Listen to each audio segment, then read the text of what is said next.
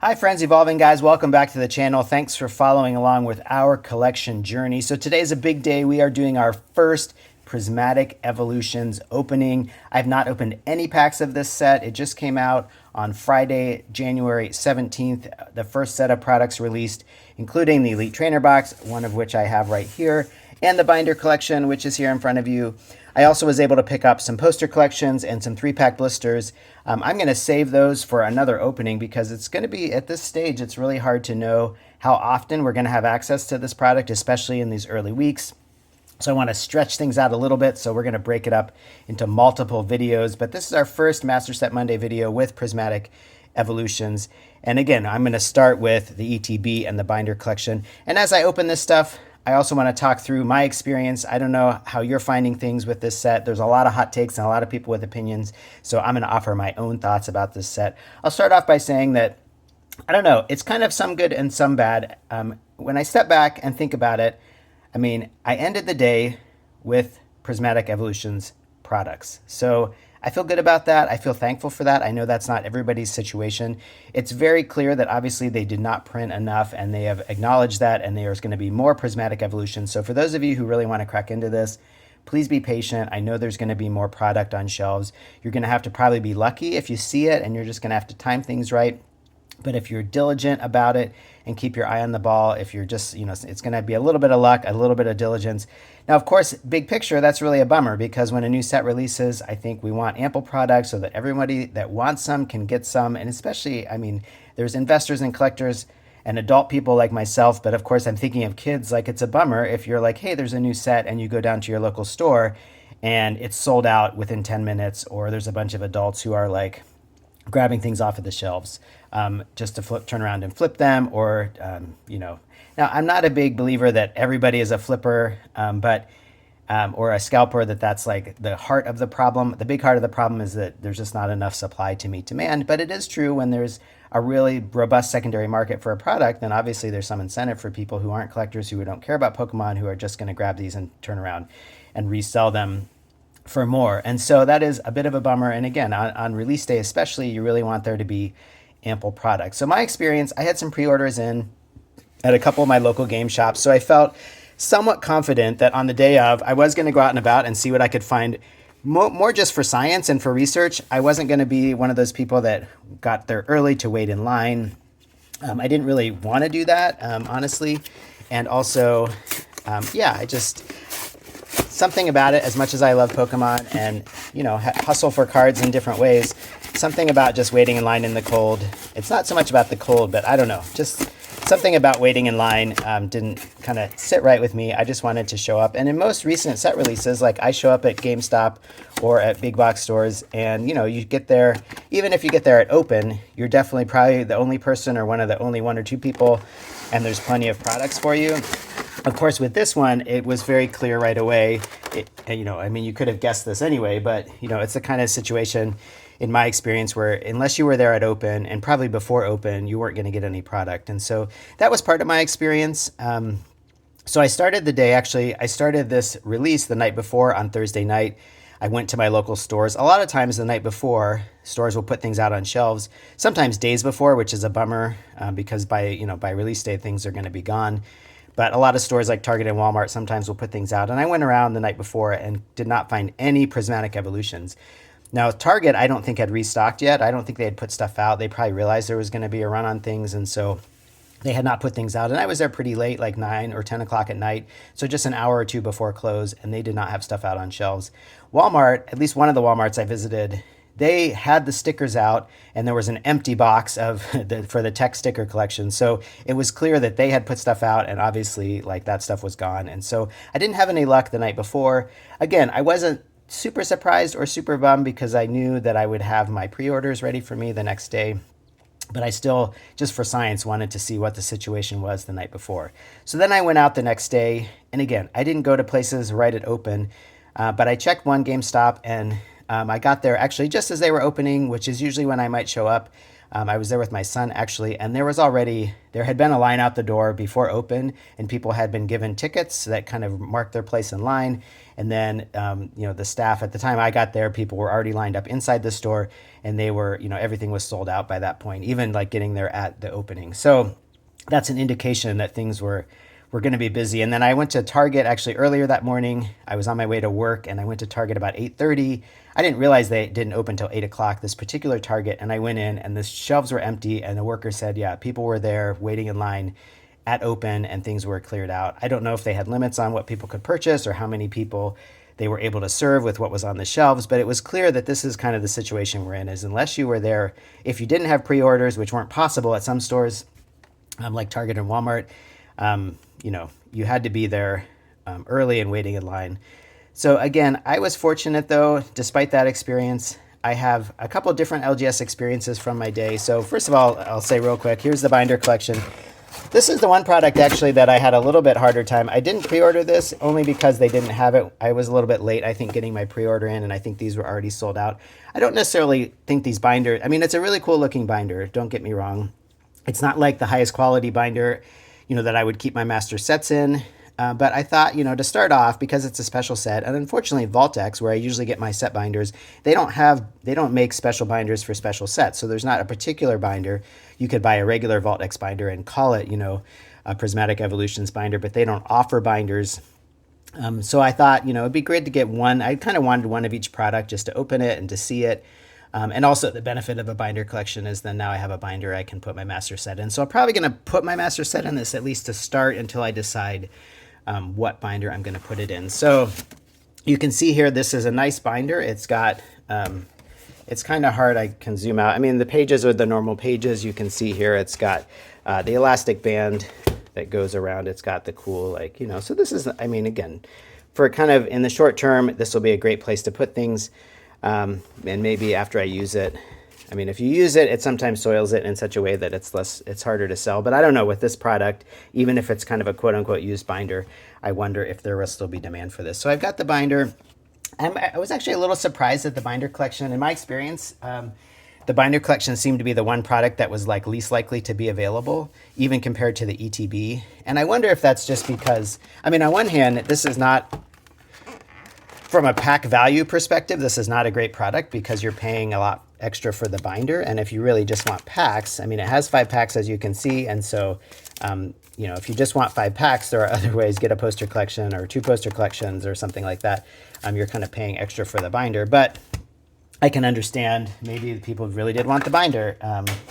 So in any case, for me, I had pre-orders in.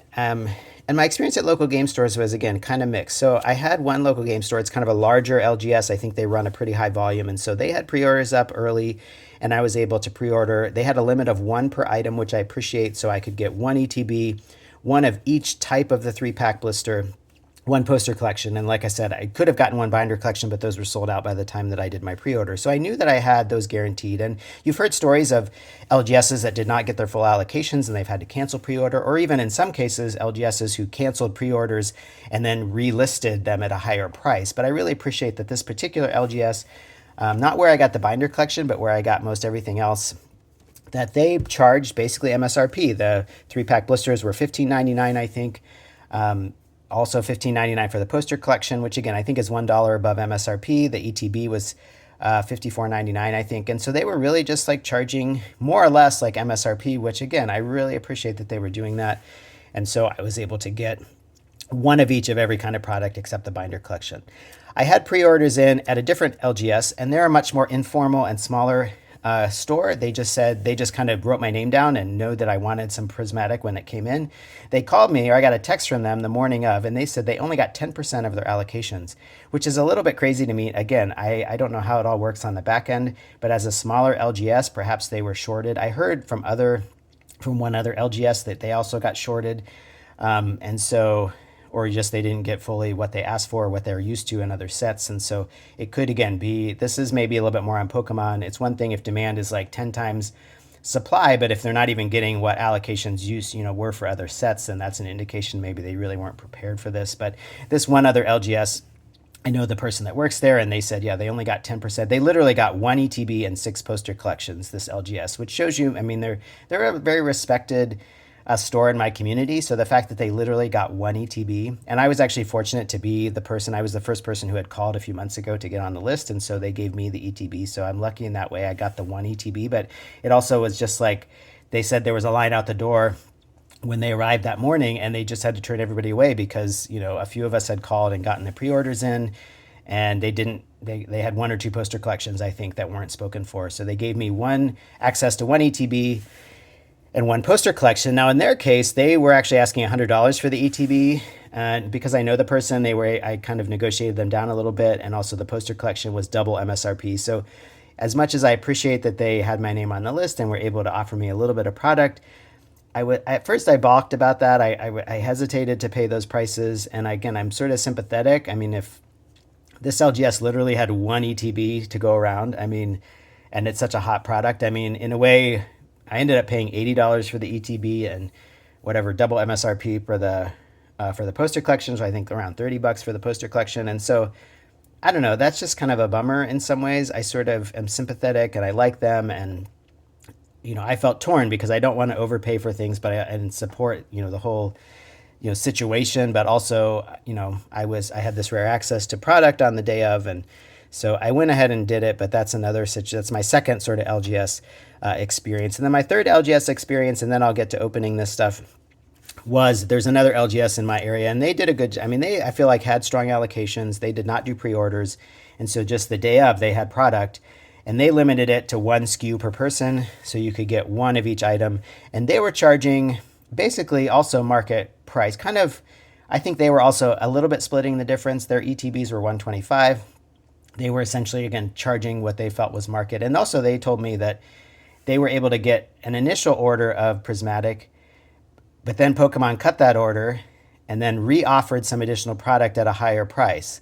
And so I can't vouch for that stuff. I'm not on the inside, but this particular card shop, which also deals with a lot of sports cards, said that that's often what happens in sports cards, is that the first allocation is at wholesale, but then they add an additional allocation, especially of desired products, at more market price, and then you have to pay the market price for the extra product, and then you sort of end up splitting the difference, that things kind of average out a little bit but margins become thinner at that point. And so if I understood him correctly, he was saying that happened with Prismatic, where he did end up with a decent allocation, but he had to pay higher than typical wholesale prices for some of it. And so in the end, he was charging more. And he had product. I had already secured my other items.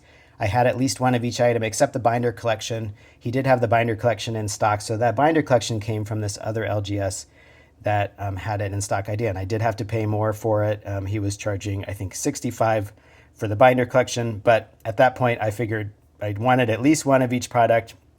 And so that's what I did. So that's kind of was my experience. So you can see, on one hand, I feel like stepping back, I ended the day with product. On the other hand, I had to overpay for some of it. And of course, there were, I think, a lot of people who maybe didn't have the luxury of hustling around or who didn't have pre-orders. I think it would probably be very likely, if you weren't planning ahead, to show up. Even if you showed up at the moment of store opening, for many stores, you wouldn't necessarily get it. I did call a different LGS that I didn't visit, and they said that they had, they said that they had products still in stock. They also were charging around $100 for an ETB and more for the other products. And so you can kind of see what we're dealing with. And again, it's kind of a bummer. If you can't afford, $80 or $100 for it, you don't want to pay that. So Prismatic Evolutions, this is our very first opening. As far as the set itself goes, I mean, again, I would sort of say it's a bummer that things are like this. There needs to be more product, especially on release day. I think over the long run, it's going to be okay. There's going to be more product available. The other thing is, now we're getting into the set itself. So this is a highly coveted set. Obviously, the evolutions are in here. There's some really desirable cards in here. The challenge is that it sounds like hit rates have been really difficult. And I appreciate Danny Fantump and the work that he does. I would encourage you to check out his video. Oh my goodness, do you see that? There's a hyper rare right in there. Our very first pack. We have a hyper rare. I was just going to say, pull rates are really difficult in this set, and it's mostly because as Danny sort of points out, it's actually not that they're worse than other sets, but it's because there's no illustration rares in this set. And there's a ton of special illustration rares, and those special illustration rare pull rates are actually the same as typical. So you would expect a special illustration rare about once every 2 booster boxes. And, you know, that's not very much. And so you could open, you know, dozens and dozens of packs. And especially because now you can't buy packs in volume because you have to buy them in the form of these products. So you're paying, you know, in this case, let's say hypothetically, you're paying 80 or 100 bucks. That's one of the reverse holos with the Pokeball. It's not a Master Ball. So this is my first one seeing this. It's got some texture on it. That is very cool. All right. So, and I think these are relatively common, like 1 in every 3 packs or so. So we got our first, this is my first time encountering, oh, and look at that. We got a full art. So we've done really well. We've opened 2 packs. Now it's funny with the hyper rare because those are supposed to be super hard to pull like they have been in other sets. The hyper rare are the most difficult to pull. Special illustration rares, you know, from a per pack basis, like hyper rares once every like 100 to 120 packs. And then you also have the special illustration rares are about 1 in every 70 or 80 packs. That's anyone, not just like, and so, oh, I think we got another, yeah, we got another Pokeball. That is very cool. And then the Sylveon, I mean, so we've already gotten 2. I don't know if those counts as hits. I think that was one thing Danny said is like, it depends if you count the Pokeball reverses. I mean, Master Balls, I think probably would count. Those are pretty harder. Those are harder to pull. But it's not that pull rates are harder, but if they keep them the same, there's all these SIRs. And if you only pull one every like 100 packs, let's say, you know, that's a lot of packs you'd have to blast through even to get one, let alone the fact that there are so many of them in the set. And so that is, I think, the bigger challenge in this set. And there's a lot of reprints in this set, like that's a reprint. A lot of the cards, I mean, that's what makes it a little disappointing is a lot of the regular cards in this set are just reprints from other sets. And so for me, that's kind of a bummer. I don't know why it would be so difficult to have new art. There's a lot of cards reprinted in this set for the TCG, not necessarily. There's only a couple new cards, I think, from what I've read, that are going to impact the meta when it comes to the trading card game itself.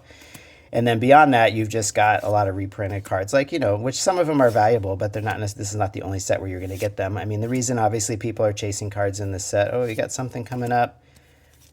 All right, a Lucario EX. So we did really well. We opened 5 packs. We got 1 ultra rare. We got 1 hyper rare, which is really exciting and you know, hard to come by. It's Teal Mask Ogerpon, so not one of the maybe more coveted ones. I don't really know.